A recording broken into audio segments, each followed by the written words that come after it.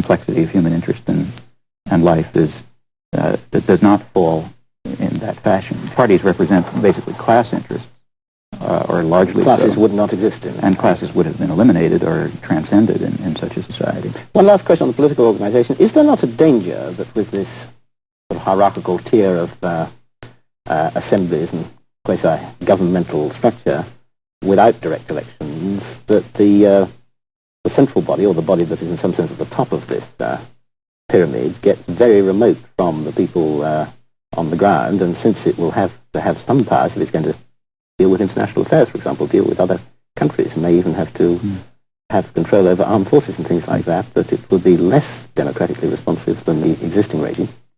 Well, first of all, there would be direct elections under any, except the direct elections would be at every one of these levels.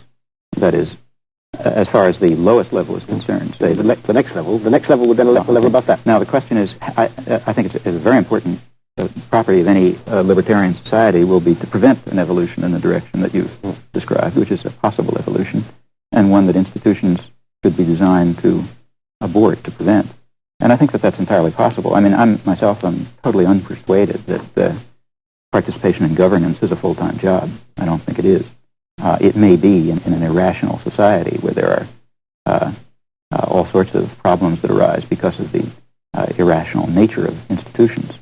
But in a properly functioning advanced industrial society organized along libertarian lines, I would think that executing decisions taken by representative bodies is a part-time job which should be rotated throughout the community, and furthermore should be undertaken by people who are at all times continue to be participants in their own direct activity. Now, it's possible that it is necessary to have that governance is itself a function on a par with, say, steel production. If that turns out to be true, and I think that's a question of empirical fact that has to be determined, can't be projected out of the mind, but if it turns out to be true, then it seems to me the natural suggestion is that governance should be organized industrially as simply another branch of industry. That is, the civil servants or others who are involved in this form of activity, taking it to be, by hypothesis now, a meaningful and useful form of activity, that they themselves should be organized as simply one of the branches of industry with their own workers' councils and their own self-governance and their own participation in broader assemblies.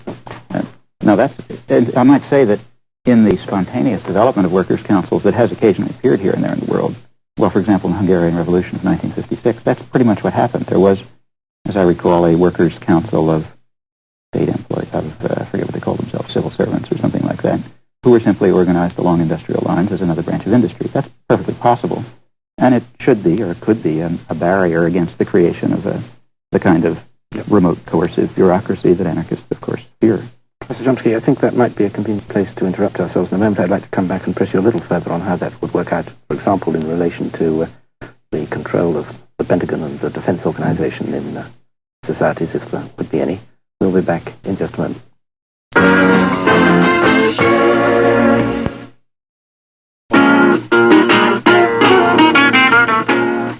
Welcome back. Well, in part one, I've been talking to Professor Noam Chomsky of the Massachusetts Institute of Technology about libertarian socialism, or anarchism, as a political theory and as a possible alternative to our existing liberal democracies, and towards the end he was describing the political constitution of an anarchist society. Professor Chomsky, I'd like to press you a little bit further about the way in which effective democratic control would be achieved consistently with discharging the necessary functions of such a society. If you suppose that there would continue to be a need for self-defense on quite a sophisticated level, I don't quite see from your description how you would achieve effective control by the system of part-time representative councils at various levels from the bottom up over an organization as powerful and as necessarily technically sophisticated as, for example, the Pentagon, which is a body with which you've had quite a long record of conflict over the Vietnam War and other matters in recent years. Can you describe how the Pentagon could, at one and the same time, be efficient as a defense organization and nonetheless properly responsive to democratic control within the United States if it was an anarchist society? Well, first we should be a little clear about terminology. you refer to the Pentagon as is usually done as a defense organization. And in fact, I remember very well in 1947 when the National Defense Act was passed that established the current system of war making. The former War Department, the American Department concerned with war at that period, up to that time, was called, honestly, the War Department, and it had branches. And its name was changed in that act to the Defense Department. And any sophisticated person, and I was a student then and didn't think I was very sophisticated, but I knew, and everyone knew, that this meant that to whatever extent that the American military had been involved in defense in the past, and partially it had been, so this was now over. Since it was being called the Defense Department, that meant it was going to be a Department of Aggression, nothing else. The principle of never believe anything till it's officially denied. Right, sort of on the assumption that Orwell essentially had captured the nature of the modern state. And that's exactly the case. I mean, the Pentagon is in no sense a Defense Department. It has never defended the United States from anyone. It has only served to conduct aggression. And I think that the American people would be much better off without a Pentagon. They certainly don't need it for defense.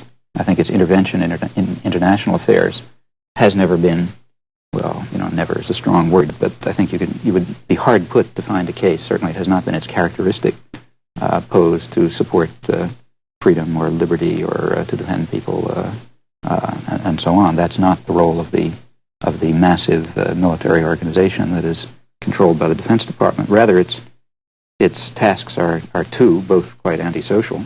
The first is to preserve an international system in which what are called American interests, which primarily means business interests, can flourish.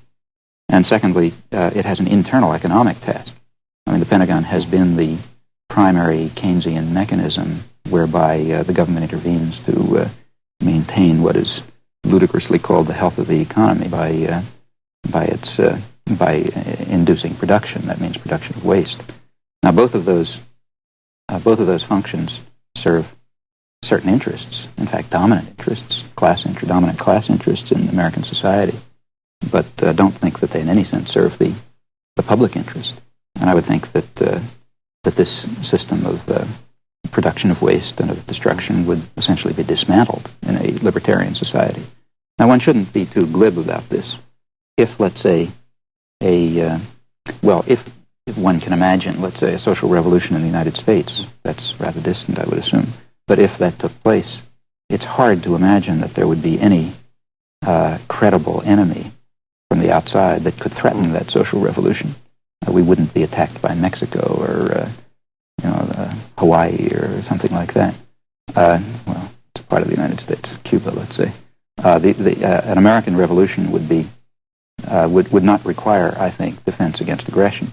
On the other hand, if a libertarian social revolution were to take place, say, in Western Europe, then I think the problem of defense would be very critical. I was going to say, I mean, it cannot surely be inherent in the anarchist idea that there should be no self-defense, because such anarchist experiments as there have been have, on the record, actually been destroyed from without. It certainly is not, yeah.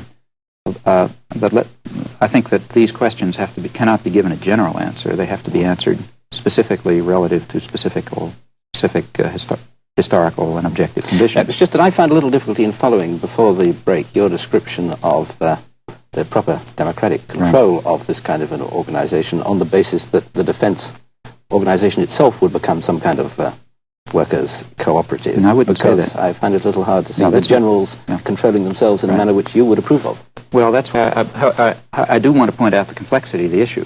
It depends on the country and the society that we're talking about. In the United States, one kind of problem arises. If there were a libertarian social revolution in Europe, then I think the problems you raise would be very serious, because there would be a serious problem of defense. That is, I would assume that if libertarian socialism were achieved at some level in Western Europe, there would be a direct military threat, both from the Soviet Union and from the United States. And the problem would be how that should be countered. That's the problem that was faced by the Spanish Revolution. There was direct military intervention by, really three-pronged, by fascists, by communists, and by the liberal democracies in the background. And the question how one can defend oneself against attack at this level is a very serious one.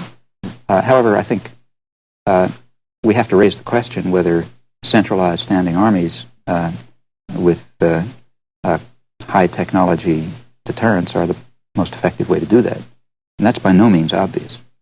For example, I don't think that a Western European centralized army would itself deter, say, Russian and American